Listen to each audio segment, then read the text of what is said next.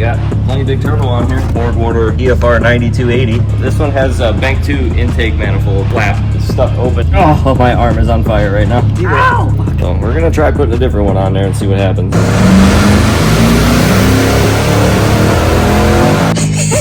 I'm not happy, that's why. I was actually happy with the previous setup. So with these manifolds and the SRM turbos, like the top end is real nice. This thing's gonna pull real hard on the top end.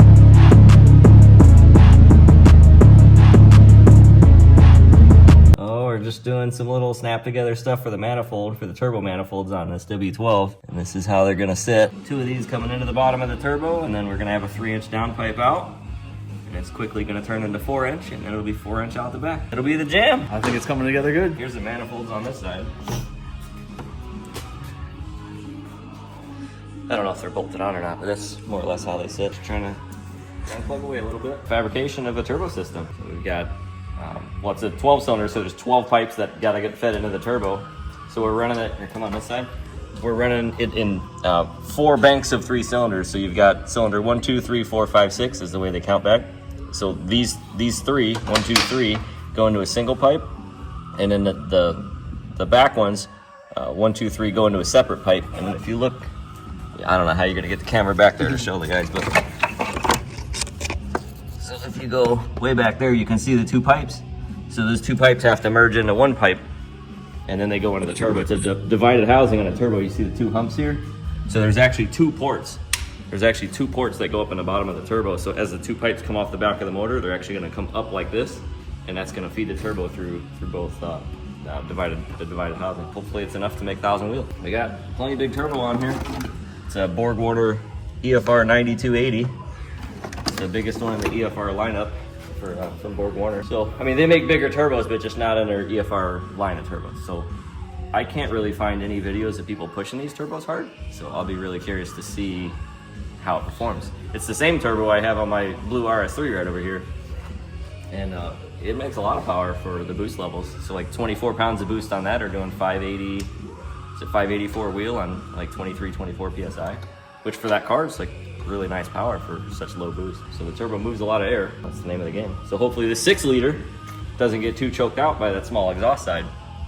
So they do sell a bigger AFR housing for this internally gated turbo. So if you jump to the back of it, this turbo is very uncommon for an aftermarket turbo. Has an internal wastegate. That's what this little can is on the back. So that way you can regulate boost. They're looking at the downpipe side. See that flap right there? That little valve right there is that how the internal wastegate works on the turbo. So that's how it regulates boost. Most turbos in the aftermarket are going to use an external gate, but for simplicity of packaging and cost and everything else, to try to use the benefits of the EFR turbo. The EFR has that built in. It has the built-in bypass valve or blow-off valve, and it has built-in speed sensor. So you don't have to buy and fabricate for the wastegate, for the blow-off valve, or for a speed sensor. It's all integrated into one housing, which is what Borg Warner advertises for aftermarket. It saves you fabrication, it saves you having to buy separate parts, it saves space in the engine bay. So we're gonna try it out and see how it performs. And our target for this car is 1,000 wheel horsepower. This one has a bank 2 intake manifold flap. It's stuck open and stuck closed. So when we hook up the computer to it, we're just getting a 0 value out of it at all times. This is Kev's car, and he says that it's intermittent. Sometimes it acts up, sometimes it doesn't. So I'm not sure if we have a position sensor fault or if it's a carbon issue where it's getting stuck somewhere. But unfortunately on these 4-liters, you really can't get to anything without pulling the motor. So a little bit of it is best guess based on history. And this is the first time I've had to take this on a 4-liter, but I've done a lot on the 2-liters and the 3.0 Ts. It could be a faulty sensor. It could be a wiring issue. It could be carbon on the flaps that's getting stuck and not moving. I think the carbon is probably the least likely. It's probably more likely that it's a sensor fault or failure, but you can't get to it in the car. So we'll just have to take it one step at a time. Just for kicks, we'll change the solenoid out. We already smoke tested the vacuum lines on it and didn't find any problems with it. But we'll swap out the solenoid and see if we get a result from that, just because we can get to it. Other than that, we'll just have to pull the motor and go from there. And they were nice enough to tuck the solenoid way back here. You're probably not gonna see it on camera, but she's way down there.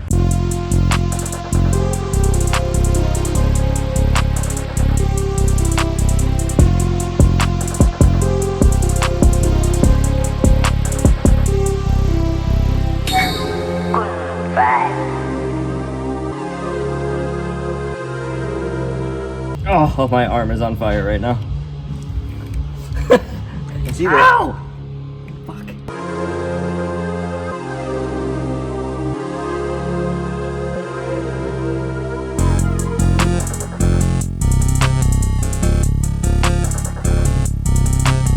Yeah. So we're gonna try putting a different one on there and see what happens. No corrosion, right? No, good and clean. These rarely fail, but you know, it's old.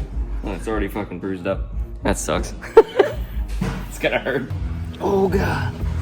Okay, that hose is on most of the weight. It's under suction though, so it's not gonna fall off.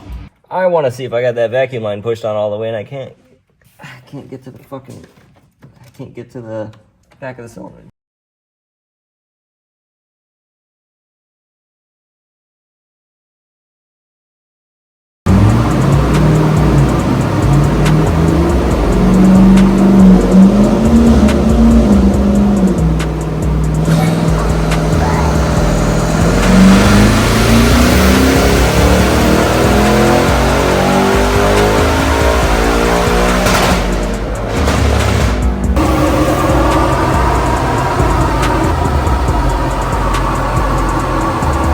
The tuner requested us that we tie the wastegates fully shut, so we're gonna see if it'll hold more boost, because it only made 25 pounds on the last run. So we're gonna do a partial run, just like to 5,500 RPM, and see what it makes for boost. And then if it makes a safe amount of boost, then we'll bring it up a little higher and a little higher and see what she does. And if that fixes it, then we'll put bigger wastegates on it. If it doesn't, then we gotta go a different route.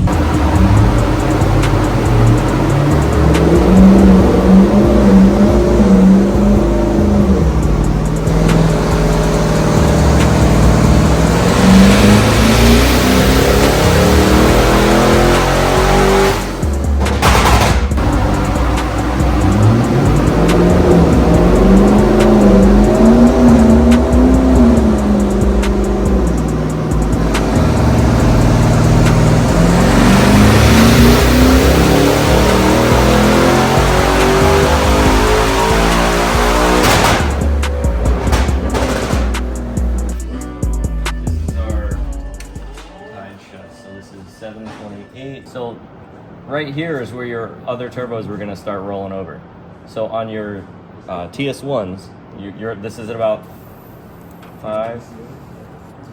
6,000 RPM is the end of this run.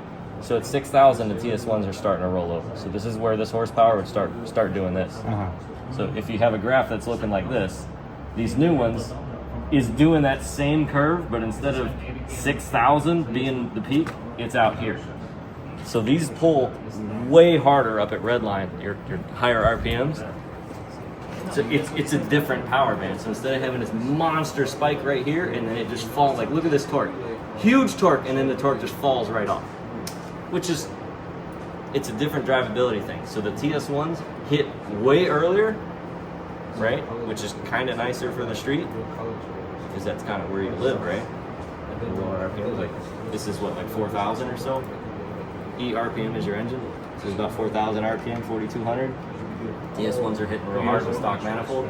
These don't have that big spike because they just don't have enough turbine wheel to spool the turbo. Yeah, because that torque is like, that's almost 200 pounds down.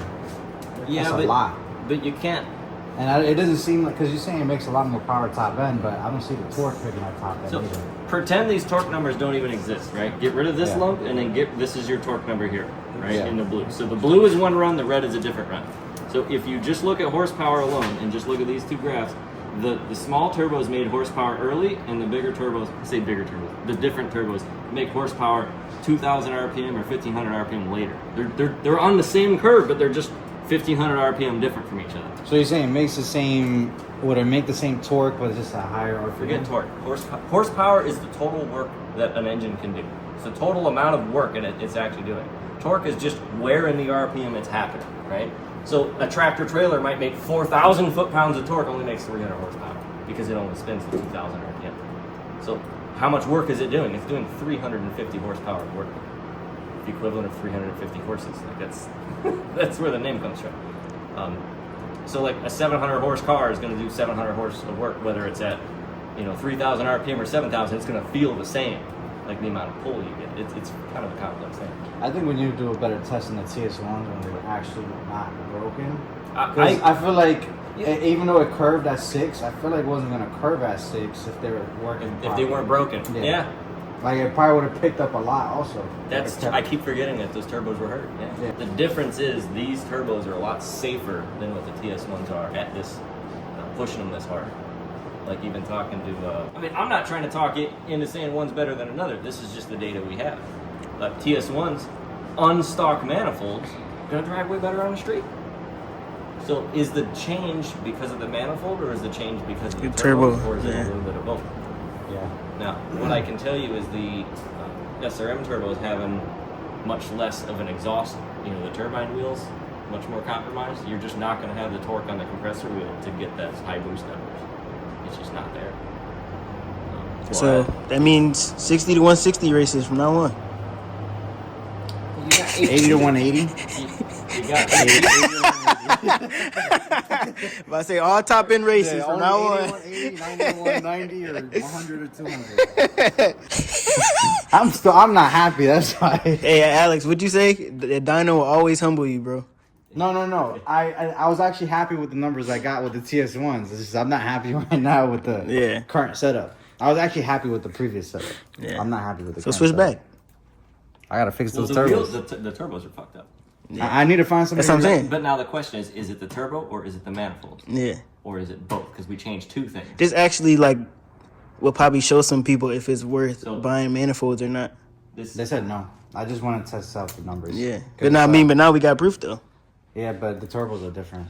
That's the problem. Yeah. We weren't planning on changing both. I was like, fuck yeah, I want dyno numbers before and after on TS1s. Yeah. You know, I was like super pumped about it. And then we saw the turbos are broken. I'm like, all right, well, we'll get another TS1. And then Trent's like, no, they're not in stock right now. And I was like, it makes being on a dyno completely fucking... The car was sitting here for another 2 weeks because I waited 2 weeks for my TS1. So now I'm not trying to wait that long. You was going to wait, you was going to try TS1s on both manifolds? Mm-hmm. Yeah, I would have loved to see that. Yeah, we wanted back to back to see what happened. The difference.